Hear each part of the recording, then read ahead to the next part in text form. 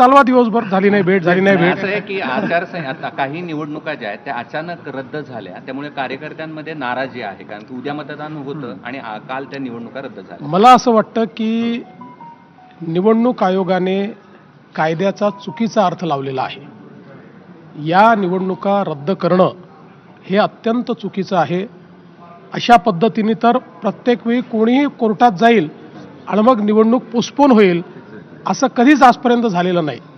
कुठला कायदा निवडणूक आयोग काढताय, कुठला कोणाचा सल्ला निवडणूक आयोग घेताय याची मला कल्पना नाही.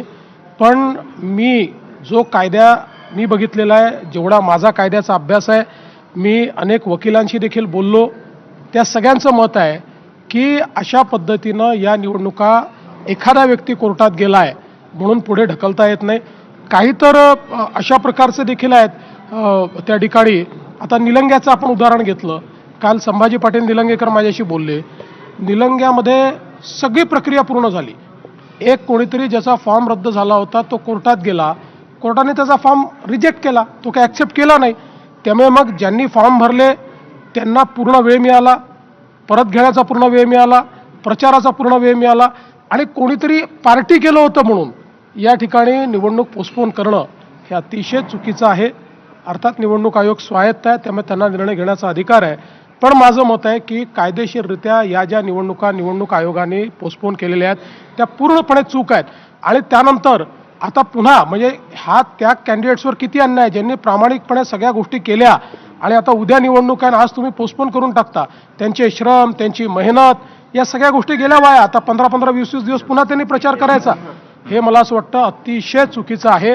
आणि या संदर्भात निश्चितपणे आता तर निवडणूक होऊन जाईल, पण आम्ही या संदर्भातलं एक रिप्रेझेंटेशन निवडणूक आयोगाला निश्चितपणे देऊ की अशा पद्धतीने या निवडणुका पोस्टपोन करणं चुकीचं होतं. नगर विकास विभागानं पण याचा चुकीचा अर्थ लावला नाही का? मग आता नगर विकास विभागाचा याच्यात संबंधच नाही आहे. याच्यामध्ये संबंध हा फक्त या ठिकाणी इलेक्शन कमिशनचा आहे. इलेक्शन कमिशन पूर्णपणे स्वायत्त आहे.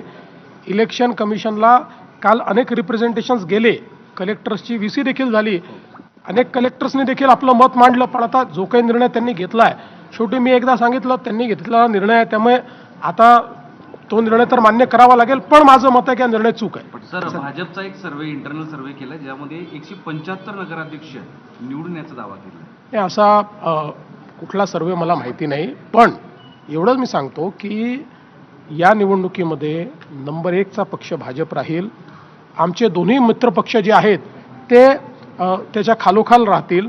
आणि एकूणच या निवडणुकीमध्ये महायुतीतले जे तिन्ही पक्ष आहेत, हे तिन्ही पक्ष या ठिकाणी एकूण ज्या काही निवडणुका होत आहेत त्या निवडणुकांपैकी 70-75% जागांवर आमचेच पक्ष निवडून येतील, हे तिन्ही पक्ष निवडून येतील, हा माझा विश्वास आहे. संजय राऊतांच्या पत्रकार